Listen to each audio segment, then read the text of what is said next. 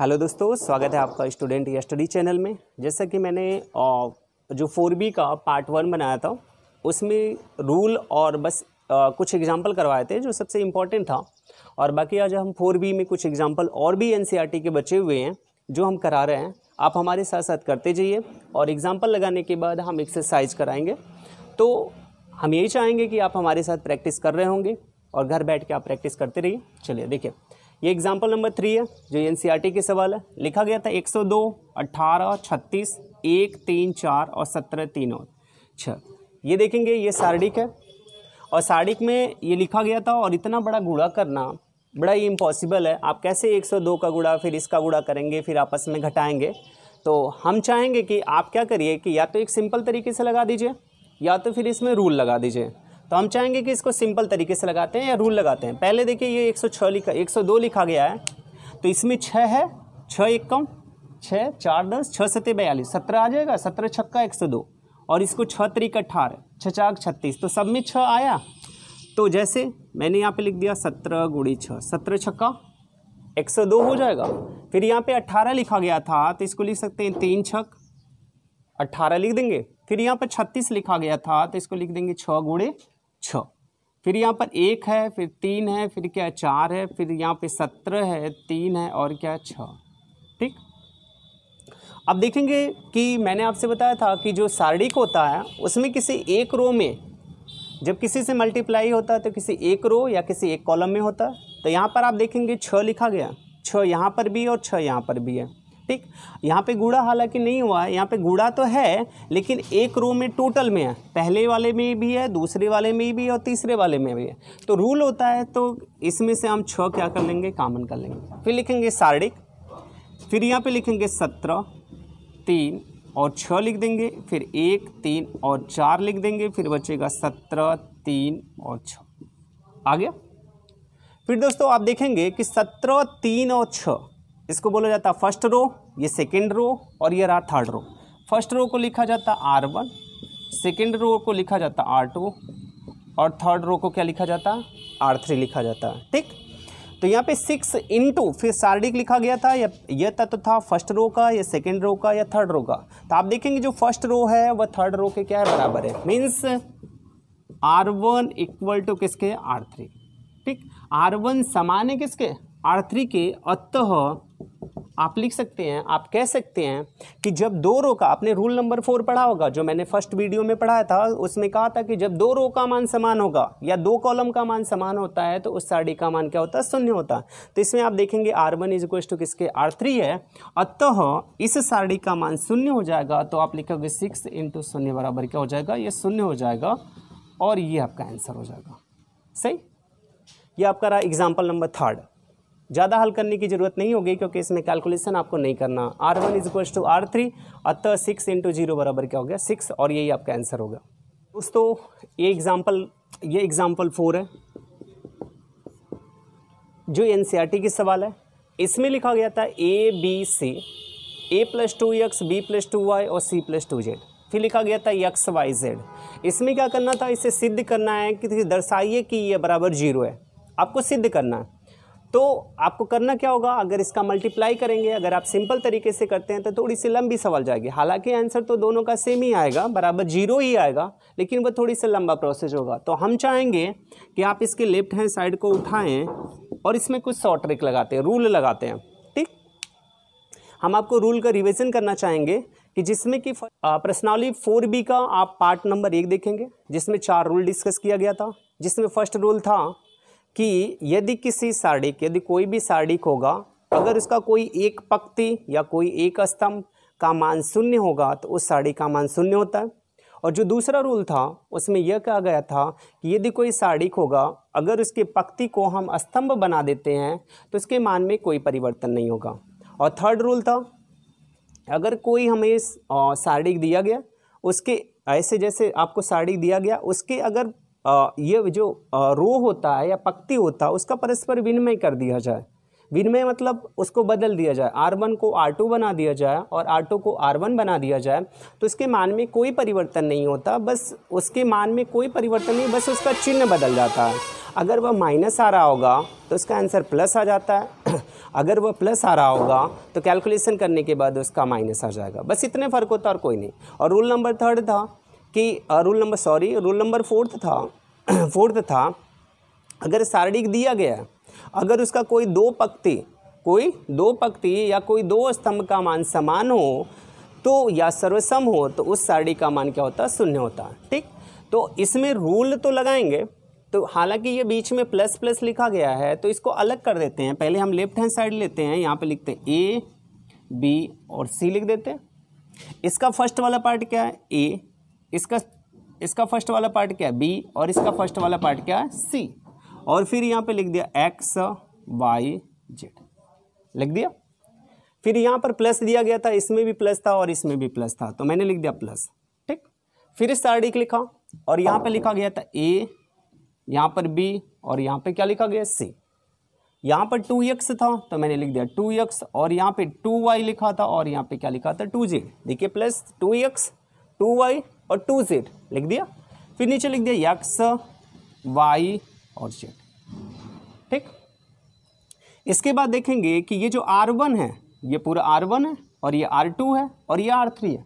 आप देखेंगे R1 किसके बराबर है, R2 के बराबर है। जब रूल नंबर 4 में जब दो रो का या दो पंक्ति का मान समान होता है तो उस सारणी का मान क्या होता है, शून्य होता है। ये तो पूरा शून्य हो गया। और यहाँ पे देखेंगे दूसरे वाले रो में 2 2 और 2 तीनों चीज़ें कॉमन है, तो यहाँ से 2 कॉमन कर ले। 2 कॉमन करने के बाद यहाँ पर लिख सकते हैं ए बी और सी, और यहाँ पे देखिए 2 कॉमन कर लिया तो सारणी का रूल होता है किसी एक पंक्ति में या किसी एक कॉलम में अगर समान होगा तो इसे कॉमन कर सकते हैं। तो यहाँ पे x कॉमन कर लिया, यहाँ पर y और यहाँ पर z, और यहाँ पर x y और z। अब देखेंगे 0 का तो कोई मतलब होता नहीं, 2। और इसमें देखेंगे जो R2 है ये पूरा R2 है और ये कौन सा R3, R2 और R3 आपस में समान है, तो सारणी का मान क्या होता है, शून्य। और ये शून्य हो जाता है। शून्य आने के बाद ये कौन सी साइड आ जाती है, राइट हैंड साइड, और ये आपका रहा आंसर।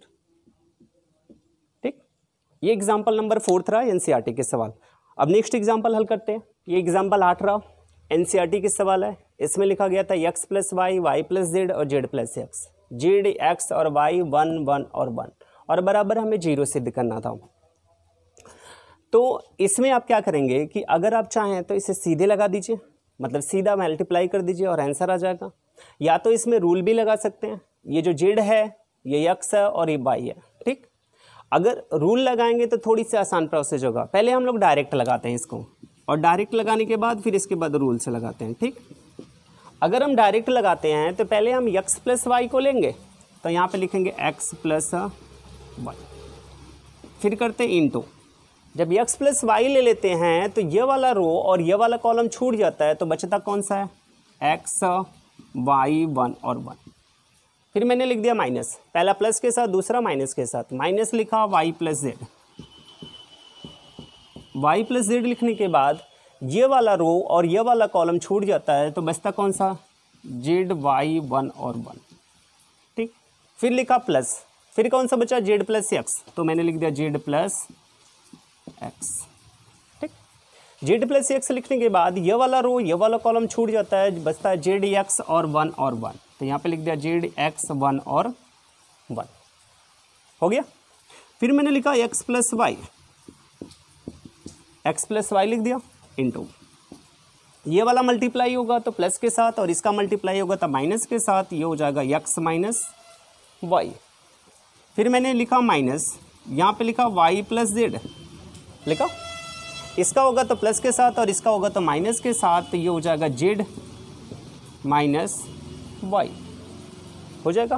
प्लस यहाँ पे लिखा जेड प्लस एक्स लिख दिया। जेड प्लस एक्स लिखने के बाद ये जेड का गुणा 1 में होगा और एक्स का गुणा 1 में, और वाई एक्स का गुणा 1 में होगा, तो ये हो जाएगा जेड माइनस एक्स। ठीक, फिर यहाँ पर हुआ x प्लस वाई, यहाँ पे देखिए ये x प्लस वाई ये x माइनस वाई, तो आपने फार्मूला पढ़ा होगा a plus b into a minus b बराबर a square minus b square. वैसे ही x plus y into x minus y, तो आपका फार्मूला हो जाएगा x square minus y square. फिर माइनस, यहाँ पे लिखा गया था y प्लस जेड, और इसको पढ़ सकते हैं z plus y, z plus y और जेड माइनस वाई मिलके क्या हो जाएगा z square minus y square, plus यहाँ पे लिखा गया था जेड प्लस एक्स और ये लिखा गया था जेड माइनस एक्स, तो इसका फार्मूला हो जाएगा z square minus x square.